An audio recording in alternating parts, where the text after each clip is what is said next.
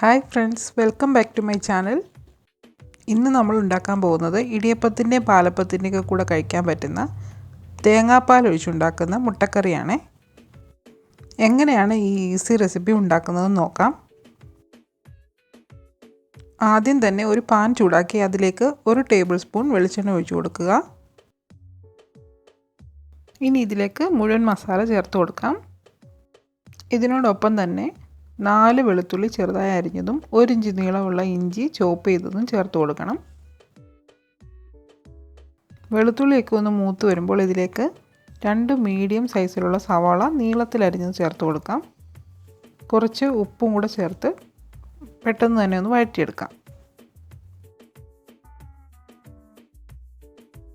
സവാളയൊക്കെ ചെറുതായിട്ടൊന്ന് വഴണ്ട് വന്നപ്പോൾ ഇതിലേക്ക് 4 പച്ചമുളക് നടുവേ കീറിയതും കുറച്ചേറെ കറിവേപ്പിലയും ചേർത്ത് ഒന്നുകൂടി ഒന്ന് വഴറ്റിയെടുക്കാം.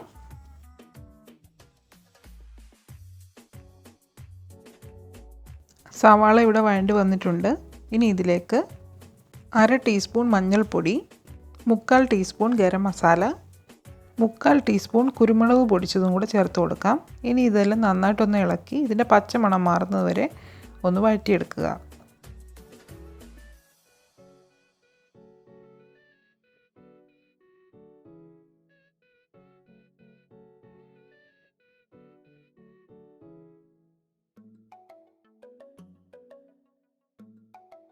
ഇനി ഇതിലേക്ക് ഒരു ചെറിയ തക്കാളി നീളത്തിൽ അരിഞ്ഞ് ചേർത്ത് കൊടുക്കാം. ഈ തക്കാളി അങ്ങ് വെന്തലിഞ്ഞ് പോകണ്ട, ചെറുതായിട്ടൊന്ന് വാടി വന്നാൽ മതി.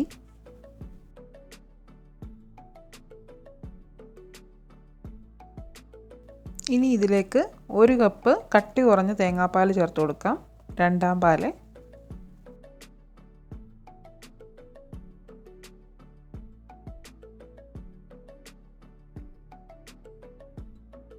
ലോ ഫ്ലെയിമിൽ വെച്ചിട്ട് ചെറുതായിട്ടൊന്ന് വറ്റിച്ചെടുക്കണം. ഈ സ്റ്റേജിൽ ഉപ്പ് ആവശ്യത്തിനുണ്ടോ എന്ന് ചെക്ക് ചെയ്യണം, ഇല്ലെങ്കിൽ ചേർത്ത് കൊടുക്കണം.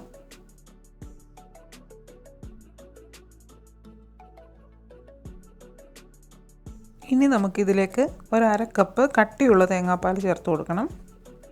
ഇനി ഈ കറി തിളപ്പിക്കാൻ പാടില്ല, ചെറിയ ഫ്ലെയിമിലിട്ടിട്ട് ഇളക്കി കൊടുത്താൽ മതി.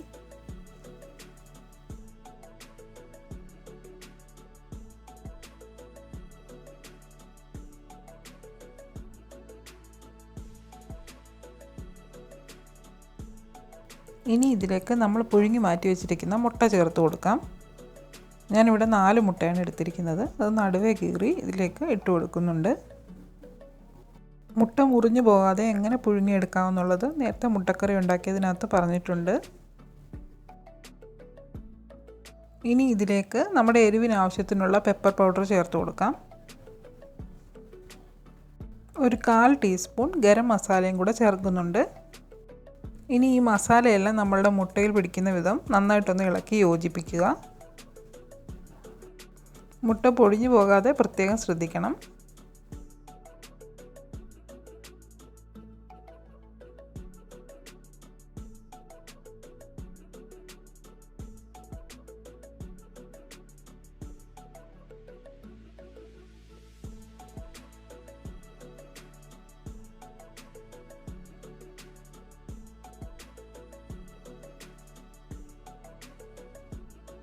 ഒരു തണ്ട് കറിവേപ്പിലയും കൂടെ ചേർത്ത് കൊടുക്കാം.